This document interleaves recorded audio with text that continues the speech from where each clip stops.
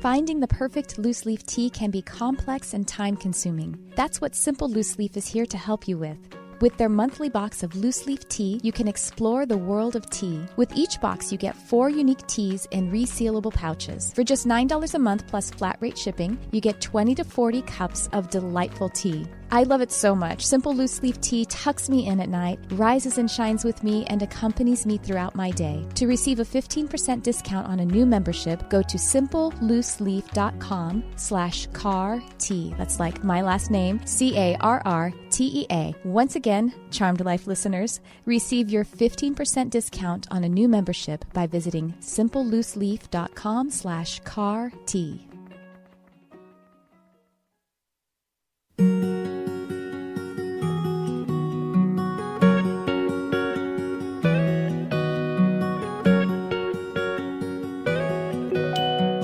Welcome to Charmed Life, a radio show discussing spirituality, magic, and the unconditional love of the universe. Thanks for tuning in. And I'm your host, Tricia Carr. Thank you so much for being here with me this morning. We are broadcasting live from the Universal Broadcasting Network studios in Hollywood, California, the amazing Sunset Gower Studios right here in the heart of Hollywood. And I have to say that I really like Hollywood, and that sounds a little patronizing. I say that because there are parts of LA that I don't love. I don't really like the vibration of, but Hollywood can be pretty exciting, especially West Hollywood, very creative, and just got a lot of charm. I appreciate that. Oh, charm, haha, pun there. Anyway, and good morning to Jarvis Essex, my producer. Good morning. And I have a special in studio observer. Her name is Tiffany Baker. Thank you for being here with me, Tiffany. She's waving. She says hello. She's off camera, and she's she's listening in. So I just wanted to acknowledge the people who are here with me, who are letting this vibration be beautiful. And that's for y'all. It's for everyone who's listening in all time and space, where you're listening on the archives on iTunes, iHeartRadio, Spreaker, Stitcher, or if you're watching on YouTube. A friend of mine said he caught the show the other day. He said, I listened to some of your podcasts. I don't think I'm doing it right. Is there a video element or something? So yes, there is. If you listen to just the audio, you could listen to the audio only. I tried to gear it so that it sounds like a radio show. But if you wanted to catch the video, you can watch it live on any of my social media outlets. And you can find those by just looking for my handle, Tricia Carr Charm. Or you can watch the archives on my YouTube channel, which is youtube.com/Tricia Carr. How do you think that'll work out for you? I hope it works out. One of those. You're here, one way or the other. If you're hearing my voice, then you found me. And I appreciate you. Thanks for being here. Well, a couple of announcements before I get into today's topic. First announcement is I am taking calls today for readings and advice and all that kind of stuff, and just generally to love on each other. 323-524-2599. Please call in if you want to have a little bit of fun with me. And if it's your first time listening, how about I announce who I am? I'm Tricia Carr. I am a medium, an animal communicator, an energy healer, and generally just a spiritual teacher. I love to talk about positive mindset, about how to actually make amazing changes in your life via your vibration, which is actually what I'm going to be talking about today. Your vibration and what exactly that means and how we actually do that magic.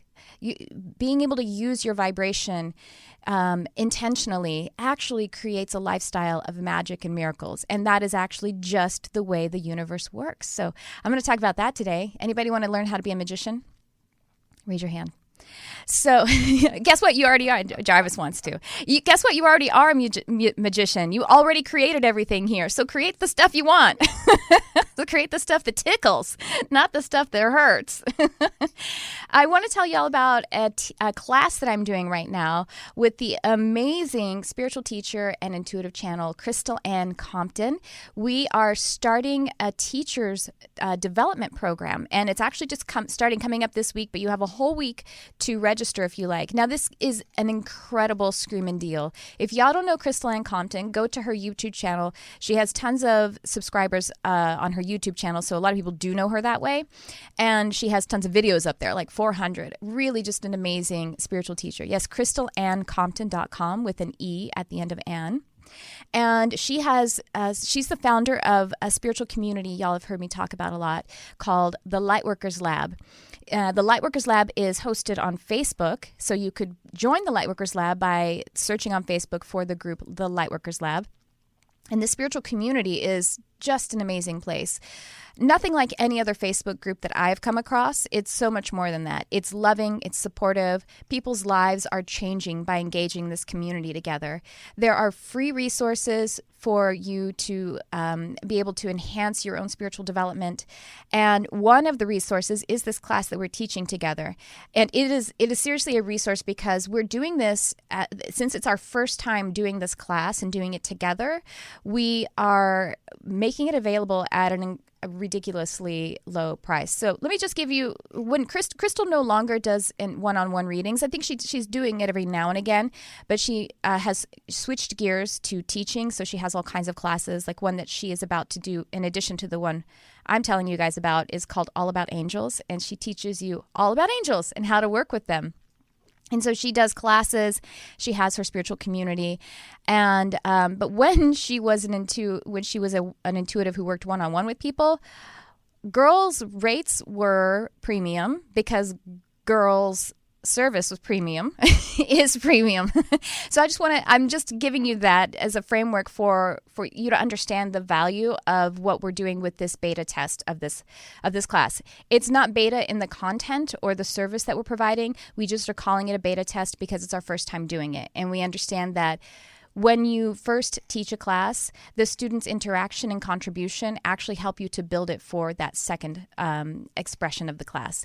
Anyway, the class is only $124, and it's an 8-week class that Crystal and I are actually teaching live. So she teaches one time per week for 90 minutes. I teach another time per week for 90 minutes. So it's really amazing. And you get your questions answered one-on-one with us. And you join the Lightworkers Lab. You also join the subsidiary group of the Lightworkers Lab, which is the teachers group. And you get to go. It will allow you to be able to do what we're going to be delivering is amazing. You will learn how to actually put on your own online courses as a spiritual inspirer, coach, whatever, or a spiritual teacher like Crystal and I are. We're going to teach you guys how to do that. We're going to teach you how to be able to do stuff like this, like have your own show, have your own YouTube channel.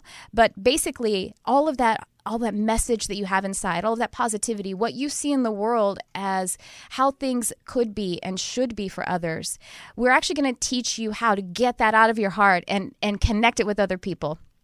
So the way you can sign up for this course is you do want to be a part of the Lightworkers Lab, so you would join that community, but you can go and get the course by going to thelightworkerslab.com/TDP. Jarvis will put that up if you're watching on video. thelightworkerslab.com/TDP. The T it's Teachers Development Program is what the TDP stands for. So I really hope that y'all will consider that. And if you go to that website address that I just gave you, you'll be able to read the whole curriculum basically and then find out if it's something you want to do. I also have a Facebook group myself. You can find by looking up facebook.com/charmedlifelove.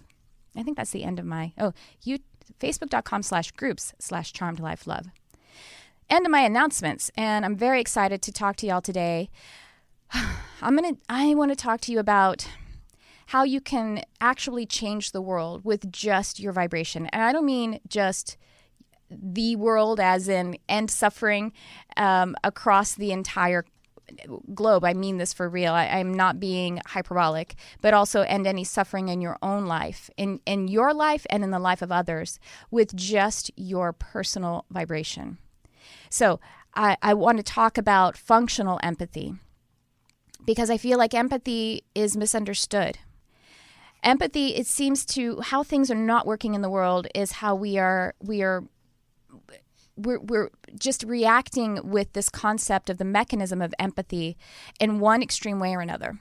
So one extreme way is that people just they're being apathetic, and they're ignoring the pain of others. They're ignoring the way the things are, and this actually translates into their own life. So I want you to understand that if you see someone, maybe it's a politician or a leader or just the person who is a casual acquaintance in your life who, by your estimate, is not having enough compassion and empathy for others in this world, I just want you to know that they're experiencing that as well. They're experiencing a lack of compassion and empathy. They are apathetic to their own situation, and so they're in pain as well.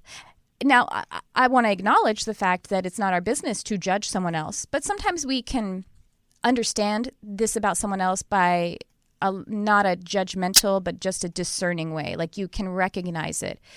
And basically the way you can turn judgment into discerning, where, as judgment is not believing in someone and criticizing them, and therefore actually vibrating and changing your experience to theirs. You identify with it then. Anytime you judge someone else, you become that, because you can't possibly experience something unless you have a like frequency with it. And I'll explain a little bit more about that. I'll break that down for you. So the way you can shift from judging someone to discerning something about their situation is to basically what I'm going to go into today, really shift your perspective. You can observe it and then have compassion for them. That's the difference between judgment and discernment. Observing and having compassion, not allowing it to change your feeling state, but yet to recognize what the truth is of the situation. So we're not talking about the opposite extreme either, where you are just oblivious. And another opposite extreme is when empathy isn't functioning for you because you recognize where the suffering is, whether it's your own life or someone else's or something in the world, and then you feel it to the point of being in that suffering, at that exact suffering state. Does that make sense? Yeah, so this is the example. If you are one of these people who are extremely empathic, and as you're trying to feel compassionate, what you think, I'm trying to be compassionate, and I'm trying to shoulder the burden for others who are in pain because I know how to love and I'm strong. This is your intention to some degree, but then you actually become that suffering with them. You feel it. So let's say if you're one of these people whose empathic nature is highly functioning like that, even hyper functioning to the point of it not really being a function, hyperactive. I know all about hyperactivity. I'm kind of hyperactive. So let's say you may have experienced this situation like this some point in your life, if not fairly frequently. Your friend is devastated because she has just had a breakup or something terrible has happened. God forbid her dog died, and your friend is just bawling her face off and in a lot of pain. And then you go into her space and you're thinking, I'm going to comfort her. Next thing you know, you're bawling your face off. And she's looking at you like, this is not about you, Have you ever experienced that to where someone when you thought, I'm just feeling your pain for you, that they actually get a little miffed at you because they're like, now I feel like I'm supposed to be comforting you and this is actually my problem.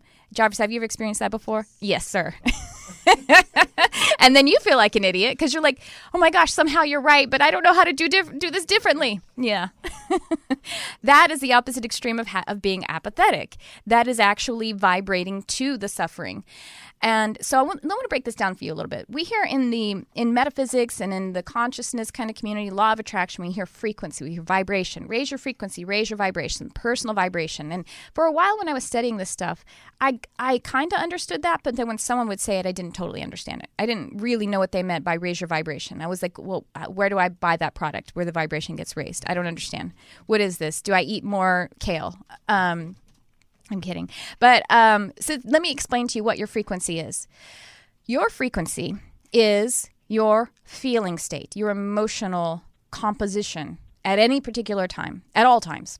So frequency, what does that word remind you of? A radio station, right? Like a bandwidth, a radio tower sending out a signal. We're the same thing. Everything is energy. And so the frequency, your frequency, like that radio tower sending out a signal, is the sum total of your feelings and your emotional state. So, and when I say the sum total, I mean what's going on with you consciously as well as subconsciously. That is your consciousness. Your consciousness is your conscious mind. You're aware, what you're aware of, the thoughts and actions that you're aware of and that you are controlling or at least observing really clearly. And it's also the subconscious stuff, what you aren't really that aware of. It's kind of that lower tone. It's just the bass. It's if you're listening to Let It Be, there's actually strings in that song at some point. I think there is. Is there, Jarvis? Doesn't matter. No, never mind. Forget Let It Be. Some other Beatles song where there's strings. Oh, I know. I Am the Walrus. I'll bet you that has strings. Anyway, you may not realize that it has strings because it's sort of the support system. But you feel it sometimes. You could place your awareness there. That's how your subconscious works with you in your conscious. Your subconscious is actually what expresses. It is actually where the vibration broadcasts from. Your conscious mind is the creator, and it impresses, whereas the subconscious mind expresses. Or if you think about, this is interesting, I just heard this in my meditation the other day. Another example of how our conscious and subconscious work together is how source energy, or God, and the earth work together. You know, God or that creative source it impresses, and then the earth, Gaia, is expressing it, is kind of like the physical outlet of it. All right, so this is what your frequency is, or your vibration, your personal vibration. It's the sum total of all of that that's going on. And so this is why things are happening. Sometimes things manifest in your life, and you could be a little surprised by them. How did that happen? If I create my own reality, I didn't want that. Well, it's because there's stuff going on in that subconscious area. This is where your beliefs are kind of like hanging out too. And so we want to actually be able to raise our vibration by cleaning up the feeling state that we are creating at all times. And the best way to do that is, the easiest way to do that is with your conscious mind. So this is why vision boards and affirmations and stuff like that works. It's actually training your conscious mind to impress upon the subconscious mind things that are more aligned with your true beliefs. I mean, meaning like your higher self beliefs, your real desires, the ones that are creative and life force oriented.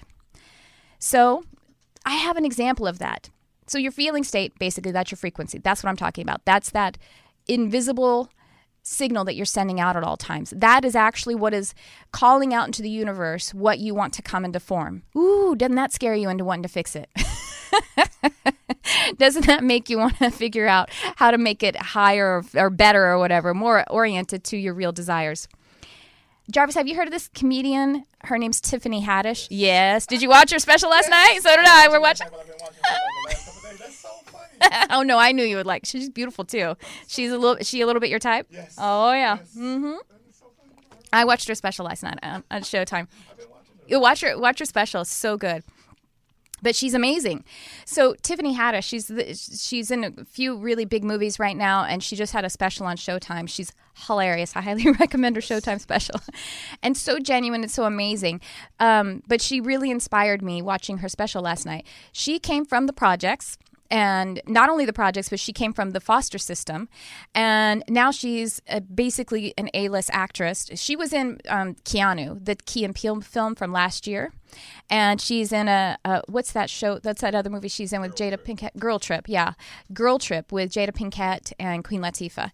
So, I mean, this girl went from foster system to Jada Pinkett Smith and Queen Latifah, and her Showtime special last night. That Showtime special is very inspiring. She's not saying law of attraction and all that kind of stuff, but what she is saying is, I see the beauty in things. And she keeps telling these stories in her special last night about where she was she was homeless. She was living in her car, and then got the opportunity to move into this horrible apartment that she said it basically bars everywhere. It's like really in the worst possible neighborhood.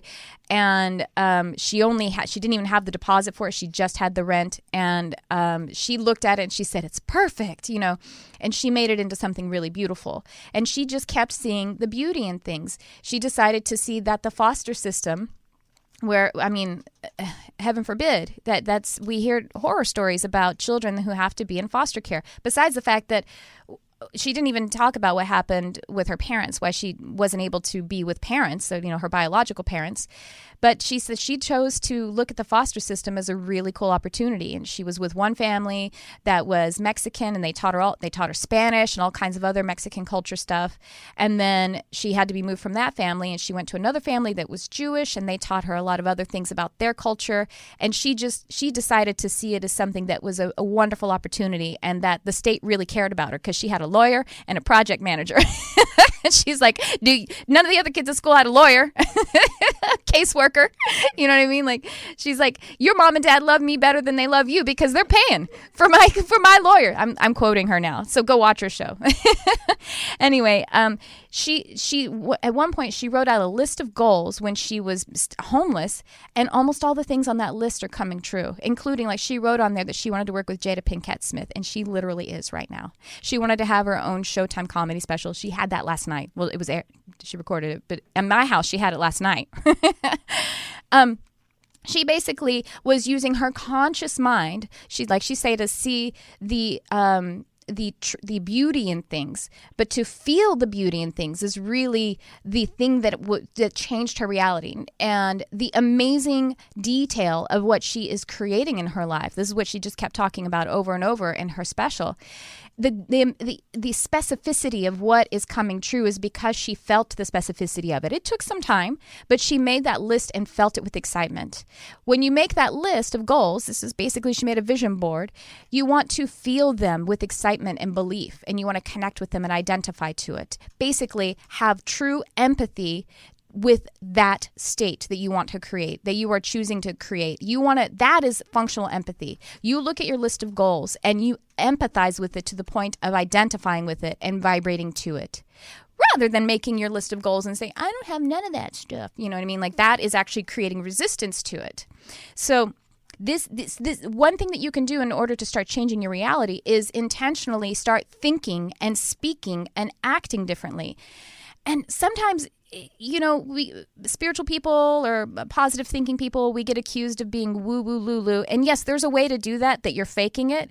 Don't fake it, because if you're faking it, if you don't really feel it, then you actually are just creating more distance between you and your desire.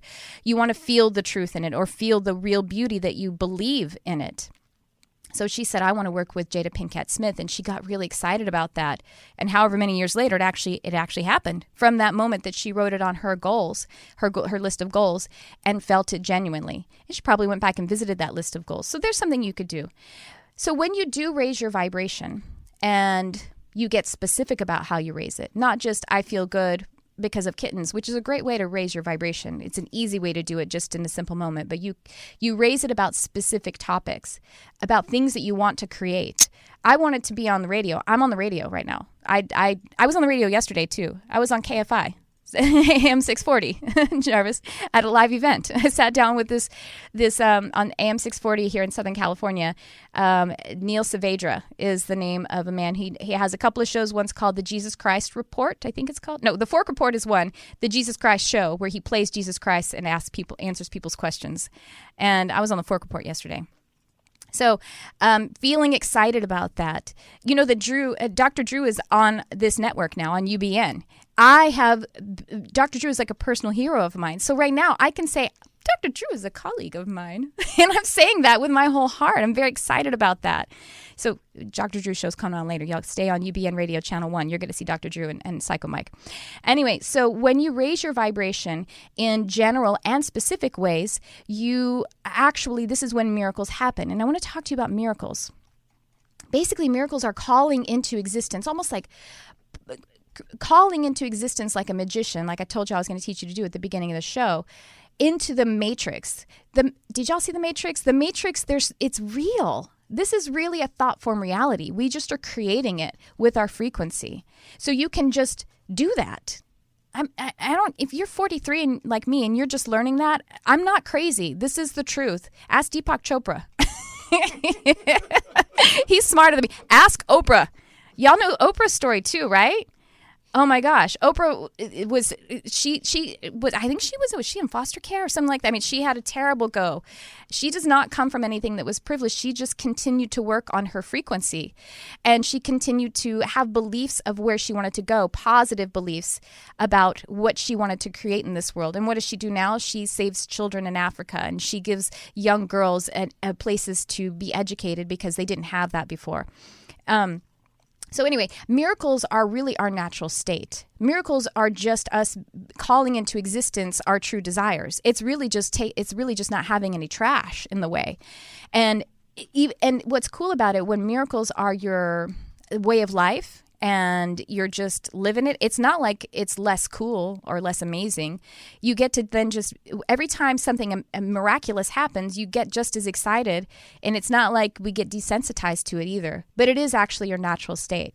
So being able to work on your frequency and your vibration, things happen like that. You pull things out of, or call things into, however you want to look at it, the matrix instantaneously. And the reason I'm explaining this to you is because I want to tell you that, like, psychic phenomena, when you guys call up and I give you a reading and whatever, that is also just a natural state of understanding how frequency works, and that there actually is no separation between us, and that all we're doing is creating things in this form that we are in right now. So now we get to functional empathy. So we talked about how you can have functional empathy with your own desires, where you, say, make a list of goals and then feel them positively and connect with them, then vibrate to them. So I want to talk to you about it as it pertains to, say, what's going on in the world. I think that there is a misconception about what empathy and compassion is, especially for people who are very sensitive. And those are the people that I work with, the people who are very sensitive. The people who have this default to apathy, I really don't work with them as much, because I came in as one of those sensitive people that started crying when you were crying and then was of no use to you. That's my deal. That's my jam. This is what people need when they're suffering. What they need from you, who are a sensitive person, they don't need you to start rending your clothes and putting ashes on your head because of how they feel. That actually doesn't help anyone. What they do need from us is to recognize their suffering and to maintain our vibration of positive love, joy, enthusiasm. Now, see, that sounds like we're talking about ignore them and someone's devastated and we're just giggling. No, that's not exactly what I'm saying. And that's the orientation shift that we have to understand. What we want to do, here's, when let's say a really sensitive person watches the news or looks at the world, what's going on, even looks at the Facebook stream and sees the racism and the suffering and everything, and then gets angry about it. When you get angry like that, then you've become self-righteous, and that's not helping anybody either. It's just another side. It's no different than, quite frankly, the people that you are hating on. The people that you're hating on who are being racist find themselves to be better than the people that they're being racist against, for example. So if you're finding yourself to be better than the people who are racist, you're there. You see, it's the same vibration, and it's not helping the field, and it's certainly not helping you, and it's not converting the person that you are judging. It doesn't make them feel like, oh, you're right, I have to change my ways because that person hates me. That doesn't help. What we want to do is actually to maintain our positivity. To that person who is racist, we believe in the good in them, because they come from the same thing that we come from. And we can, like I say, if we want to discern where they are not having compassion, then we can believe in where they are compassionate. And you don't have to understand all the details of it. All you want to do is basically like the simplicity of understanding that they have light, and place your belief and hope in that. And then when you're face to face with someone, or even if you're observing them on the news or something like that, what they need from us, someone who is, let's say not someone who is being an aggressor, but someone who is a victim. What a victim needs from us, someone that we identify as someone who's in pain or suffering, what they need from us is inspiration. They need from us to hold our vibration of love and of positivity and joy. Because we actually can change the field by continuing to raise our vibration. There is no separation between us. Just as when you drop a pebble into a lake and it ripples out and everything is changed, and even the soil is changed, and then the animals that were next to that soil have to move over a little bit, or they counter, they counter that movement. We are the same with our vibration in the non-physical space, our feeling state. You go to the market. Here's some literal ways it works out. You go to the market and you have a smile and you have a feeling that you're emitting. You're a sensitive person. You feel when someone is emitting a negative feeling, whether it's toward you or just on their own. You can feel it when you're standing next to them when they're sad or depressed. If you're emitting your positivity and your joy and your belief in everyone and everything, then they're going to feel that too. It's contagious. It really truly is another way to look at it. So the thing is that people who are highly empathic, the mechanism is just kind of working inside out. It isn't actually discompassionate to not be changed because of someone else's suffering. That is actually a functional kind of compassion, to recognize it and to be happy and content with yourself anyway. Because you can't actually make another person happy by being sad. You can't get sick enough in order to make another person well. You can't get poor enough in order to make another person wealthy. It just doesn't make any sense. Have you ever been hurt so bad that someone else's hurting is going to make you feel better?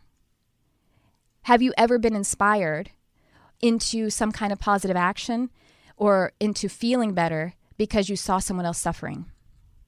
So you see how it isn't actually functional to vibrate to the level of pain that someone else is having. That doesn't help them, whether you are with them one-on-one or whether they're across the world. What helps them is to be in your state of high vibration and to be an example.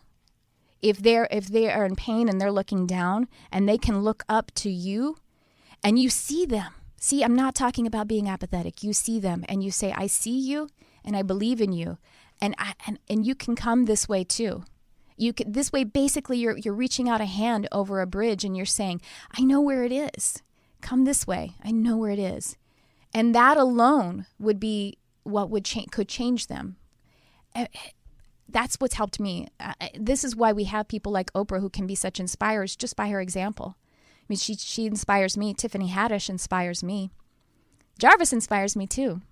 Jarvis, I need to tell the number again, 323-524-2599. Please do call in. Let's talk about what's going on with you. And I want to explain to you, this is my intention. If you do call in, I don't want to talk about how things are hurting for you. I mean, you can tell me about it, but I'm not going to feel down into that with you. I'm going to feel up with you. And if you open your heart, then we'll be able to get there together. We could do cool things like, we can call and we can look at what's going on and we can see what would happen in the future. But do you want to see what's going to happen in the future from the feeling state that you're in right now? Unless you change that feeling state, you see?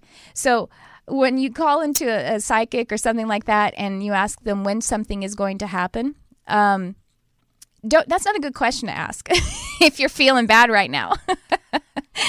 The better question is to say, how can I feel what I want to happen? And then we can talk about that. We can talk about how you can feel into it more. Pardon me while I take a sip. Excuse me. All right. Well, let me tell you a little bit about some of the other stuff that I have going on. I have a mentoring program for people to develop their intuitive abilities into skills. So if you're a person who has things have happened to you, psychic phenomena, or you're just inspired by stuff like this, or say other people who are in the spiritual space doing, psychic readings, intuitive mediumship kinds of readings, or you're highly empathic and you know that empathic ability is supposed to be used for something positive. I actually have a mentoring program, and I'm really excited about that. You can go to my website, and you can see how you can learn about it. You just need to go and schedule a call with me, and we'll have a chat for a while, and we'll see if it's actually a fit for you. And my website is triciacarcharm.com. So I would love for y'all to go and check that out. I also do one-on-one sessions and for mediumship and basically intuitive coaching and teaching. And we work on that vibration of yours. And I do one-on-one sessions with animals. I'm an animal communicator. And, I do have a course on telepathy. I want to talk to you about telepathy because that's basically what we're doing when we're doing some kind of reading. If we're doing a reading like basically with mediumship, but we also we use telepathy between incarnated people, incarnated animals as well. We actually use telepathy. This is a tool that you can use in order to create more in your life too. I'm serious. I have conversations with people who are out there in the world, in their body, and things will change in our relationship. I have a couple of friends who I actively use telepathy with. Jarvis and I use telepathy on the show all the time. And actually, even the day before, he'll be like, how did you know? How did you know you were going to talk? I thought about that yesterday because we were connecting the day before the show. And he co-creates it with me. But you can actually, it's a skill that you can enhance. And I think it's really important for people like us who actually are more oriented to love to be able to start leading the charge in this, because you don't think that the government is trying to figure this out. You don't think that Facebook already is developing mind reading software. I'm not kidding. They literally are, and they have announced it. It's not even something that's secret. Who knows what they're doing in secret? If I could be a little conspiracy theory oriented for a moment. Okay, we have a caller, so let's go ahead and welcome that person on the line. Hi, who's this? Hello? Hello. Hello? This is Robert Kaiser. Hi, Robert. Want to go ahead and turn down your computer and just listen on your phone for me? Yeah, let me do that. All righty, thanks. See, I can hear me, and I only need to hear me once. That's enough. There you go. I run into that problem. Well. Yeah. What's going on, Robert? There we go. On this empath thing that you're talking about. Yeah. I'm into that a lot. And not only do I do the empath thing, shake somebody's hand, and I'll tell them, you need to, it'll come, not all the time, but like I shook one guy's hand and I told him, you need to get to the doctor. Your blood pressure is way high. Yeah. And he went to the doctor and his blood pressure was 180 over 90 something. Oh, no. And the thing I do, I not only go through that, I get all kind of pictures, and I mean on film. Mm-hmm. Well, one, I have a guy, well, I'll call him a guy. He's got a Crusaders helmet on, and you can see the portal coming through the ceiling in my house. He's got a Crusaders helmet on. Mm-hmm. He's got a wing extended out, and an Indian head floating at the end of his wing. Yeah. Now I've got 3 or 4 pictures of that. You mean you're saying you've taken pictures of that, Robert? Like with your camera? Yeah, I can send them to you if you can tell me how to do it. I'm not really good on the computer, but that's amazing. It's on my Facebook. Okay. In fact, Kaiser, matter of fact, the last full moon in July. Yeah. I always take pictures of the full moon and such. Yeah. Beam of light came across where I was standing at and shot up straight to the moon, and the moon was dancing around, and I got a picture of that. I see all this stuff with my naked eye. Yeah. I take pictures of it to prove it to people I see this stuff. That's amazing. Well, yeah, empathic stuff, that is just basically a spiritual ability, a psychic. You know, whatever. Psychic is a word that sometimes people have fallen into distaste about it, but really we're all psychic and we're all using non-physical stuff. I mean, the word psych is really the root psych. It just means non-physical. So like mental and emotional kind of activity, psychology, psychiatry, you know what I mean? Like, so psychic just means that. I have never practiced anything. I've never been trained by anybody. Yeah. But I've always had visions. Well, I've seen bridge falling in 6 months before it falls in when I was about 4 years old, 5 years old, and everything else. Well, you're very powerful. You have some gifts that you haven't put into dormancy. I mean, everyone is much more open when they're children. So I think that you already are very loving, and even though, like you say, you haven't been trained, you're already using it for very positive reasons, especially with that person you helped with this high blood pressure.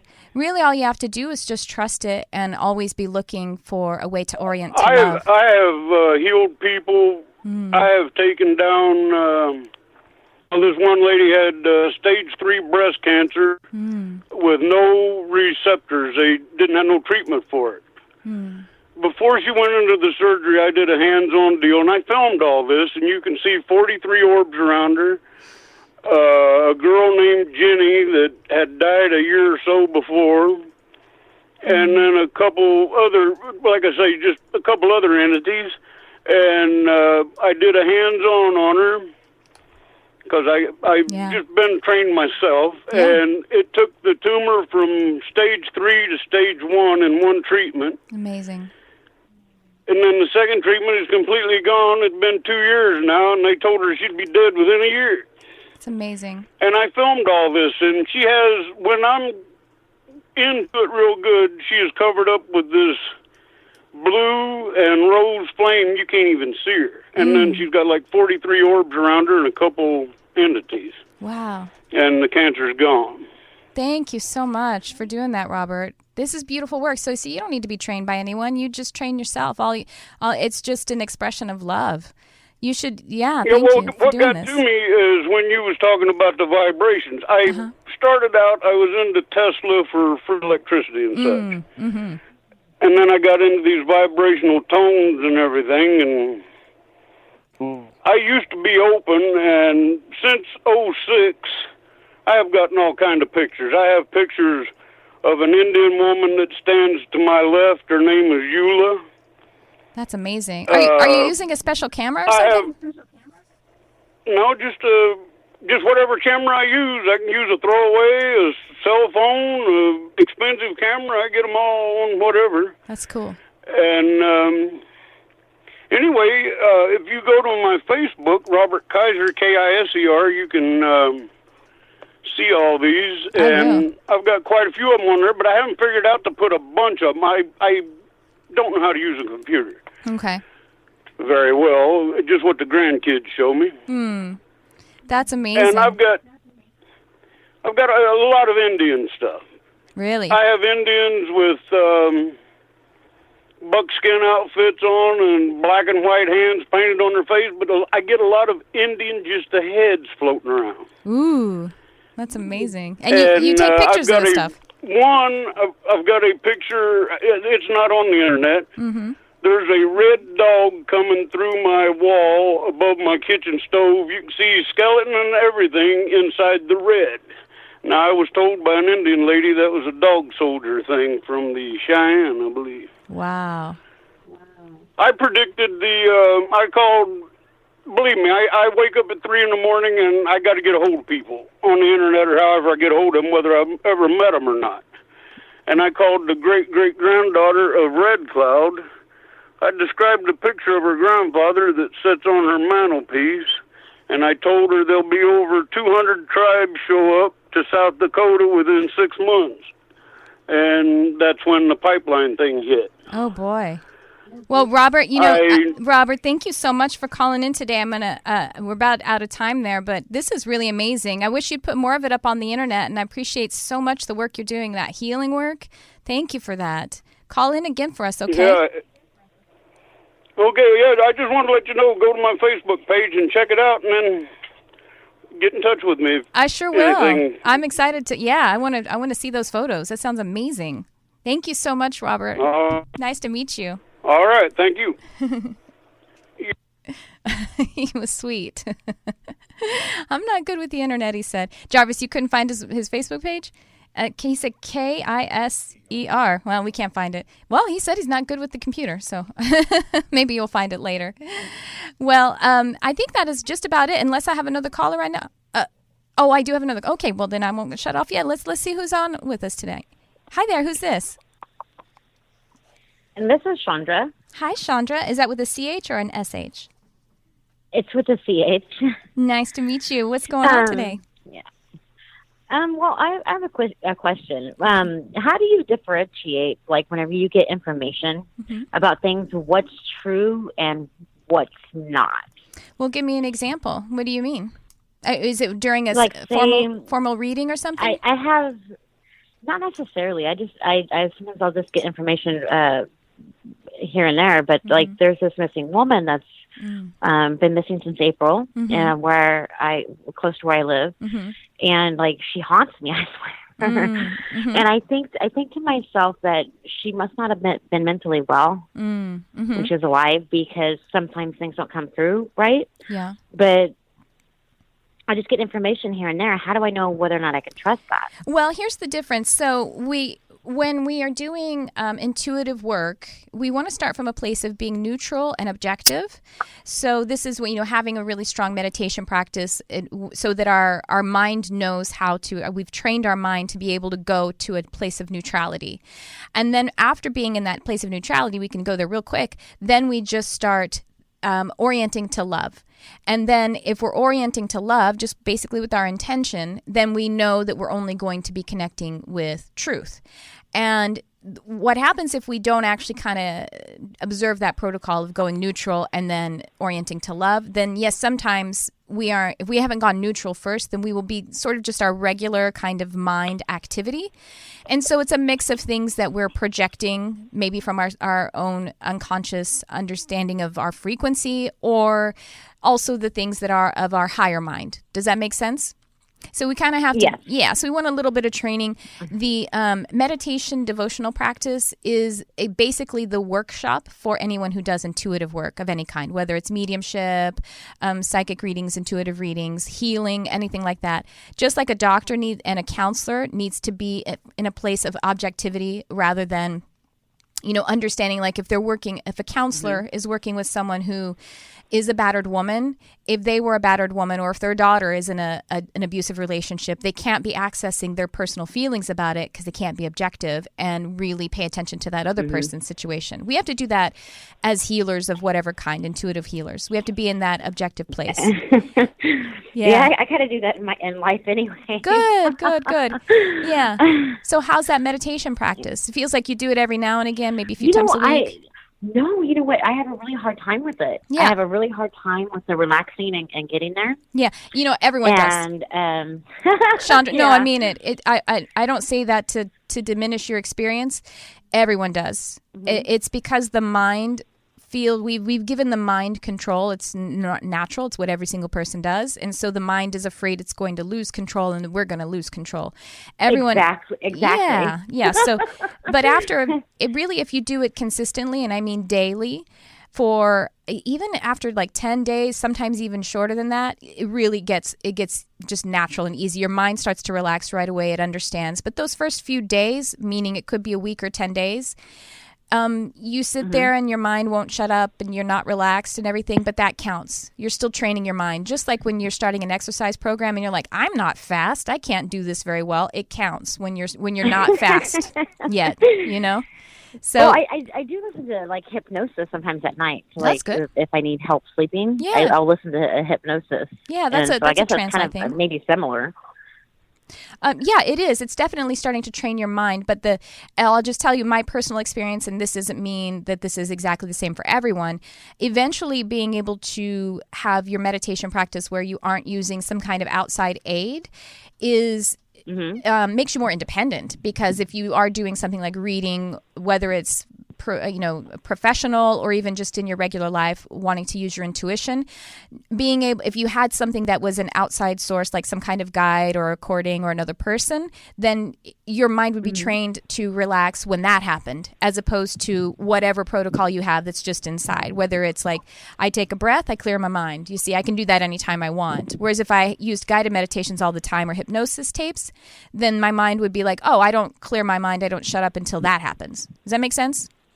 That's my personal experience. I'm not saying that, but see, you could actually, you could kind of train your mind yourself to remember that hypnosis state without have it play. Maybe that actually works for you, and you could do that on your own. So then if that works for you right now, then maybe you can switch to that, to know that when I relax, when I have this cue, you can remember it and give yourself that same kind of thing, almost like a mnemonic device. You know, mnemonic device is when you're like, the capital of California is Sacramento because it's sacrilegious to wear white after Labor Day. I don't know. I just made that up right now. Oh, it's so funny. I do that with numbers. That's so funny. Yeah. So any tool like that, you can actually use it as an aid to be able to switch into that place of neutrality, objectivity, mind being cleared, so that then you clear away all of what you would project from the lower mind chatter. You clear that, and you've said, that's enough of you, shut up. And then now you're asking for help from love. Does that make sense? And then that's how you know that it's real. Now, what you're talking about, though, too, is it sounds like you're talking about an earthbound person who has passed, who wasn't well. And so, you know, she disappeared. Yeah. She was driving and she just disappeared. And basically, it's crazy. But she doesn't. I can't quit thinking about her. Like it's like she pops into my head, and I don't know if she's necessarily around or if it's because it hit me emotionally whenever I read it. Yeah, so that's I do get information from it, like some weird stuff.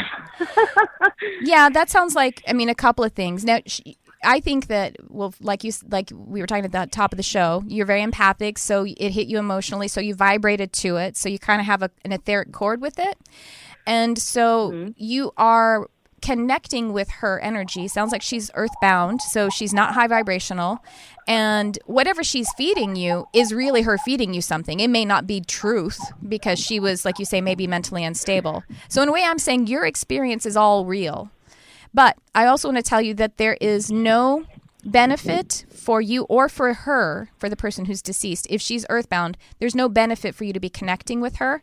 The only thing that you can benefit her or her loved ones is basically to pray for her to cross over into the light, because that's where the healing is. Okay. And that actually works. But we can't really help earthbounds that much. I mean, I say that with a sort of a caveat, because there is something we can do, but I don't have time to go into it right now. Well, the main thing you can do, though, the only thing that an earthbound consciousness needs to do is cross over into the light. So you can always just pray for them, but you don't need to negotiate with them because they don't really know what they're doing. You know what I mean? Like, they're just a person without a body, and they don't understand. They can't. Not to bag on the show Ghost Whisperer, but they're like, oh, they have unfinished business and that's why they won't cross over. They can't help. They couldn't do it while they had a body. They can't do it now. What they need to do is cross over into the light, get their healing, and then actually they would be coming from that high vibration, and then they could help something like that, kind of as a spirit guide. But like help find their body type thing. Yes, exactly. But they can't really help you right now. They got themselves killed.